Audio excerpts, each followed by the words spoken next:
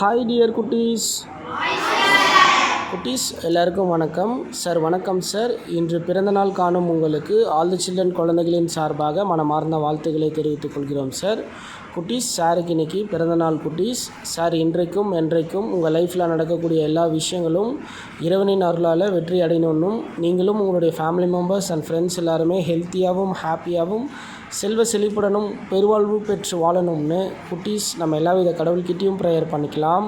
குட்டீஸ் நம்மளோட சேர்ந்து சாருக்கு மனதார பர்த்டே விஷஸ் பண்ணலாமா குட்டீஸ்?